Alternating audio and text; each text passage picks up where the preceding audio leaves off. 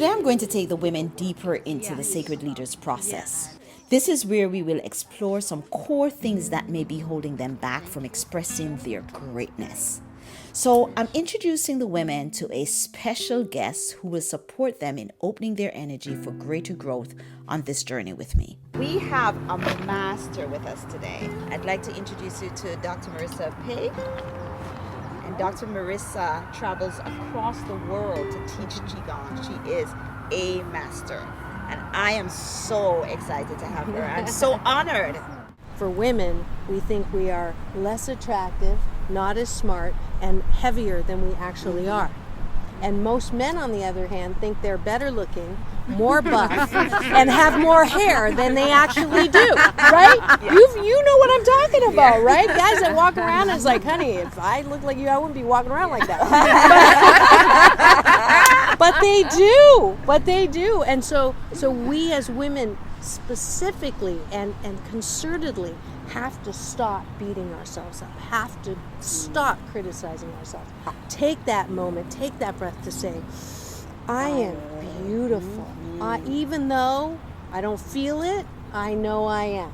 I know I want to see myself the way Source sees me. Nobody needs to know. Write it down and throw it in the basket for me. And we just close the basket out. We're going to keep the baskets in the middle here, okay? Good? Yeah. So here's the thing. Let me tell you something. I have a teacher that I really respect. His name is Wayne Dyer. And Wayne Dyer taught me that what other people think of me is none of my business. What other people think of me is none of my business. I'm getting up into people's business when I go there. Okay? So be yourself, my love. You know what your principle is? Will. And will is about power. So standing in your power. So understanding that principle, being that principle, the principle of will. Last night, Reverend Michael talked about that willingness. That's what he talked about. Study that principle, will. Being willing to do whatever it takes to stand in who you are, all of who you are, all the time. And when you do that, you can trust. Because when you do that, you know that there is a greater power that protects you, that cares for you, that guides you. He can truly be in your power. Right? I have sisters and brothers, but I was brought up as a, like an only child, and which I love, actually. I love being with myself and my own thoughts, but I also love being with other people. And I needed, growing up, I needed other people. So it makes me feel good. So it makes you feel good. It makes me feel good to be there for them. But I need to separate myself from being able to be there for them, knowing I can be there for other people, and knowing that I can be there for myself. Nothing wrong with that. But when that is the allness and that is the main piece, then we have to examine that. So when did you learn that to have people in your life meant that you had to give and give and give and give and give to them? When did you learn that? I think it was really, really early, like super early in life. Like I can remember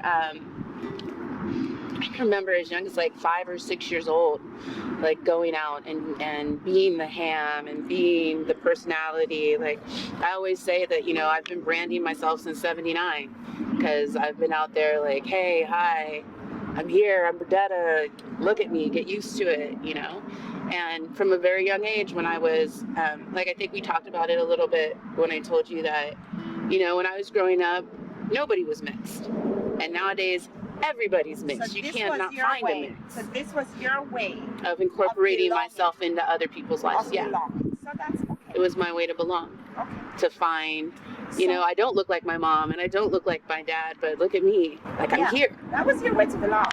So that was when you were how old? Probably like 4 or 5. And now you're 21, right? Because that's what everybody's age is right now. Absolutely. In this circle. So now you're 21, and that's still happening. right? Less and less, because you've made some transformation, but less and less. So we know that there is where we still have some work to do. So I would encourage you to spend some time putting some things and letting them go in this basket. Okay. I know you've been doing a lot of reflection, and I want you to spend more time doing that. Who is Bridget? Who is Bridetta?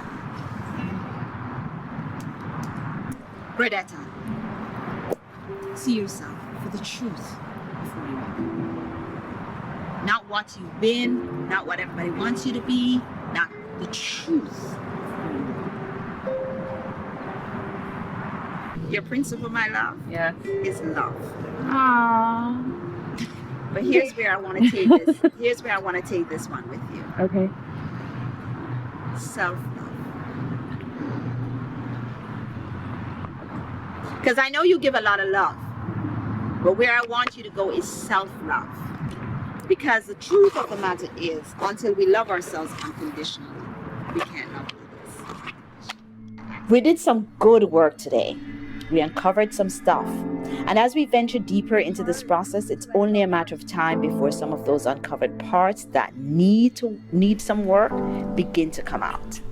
And we need it to come out. But the coming out is not always pretty. What came up for me was that there are still areas that I thought that I was good in. You know what I mean? That, okay, I've done the work, I'm good, I can move on. And it's always surprising that there's always more. There's just like, oh, I thought I was done with that. Nah. So the levels. So that was surprising. Alrighty then. So I think I'm done giving you all of that information. Shay.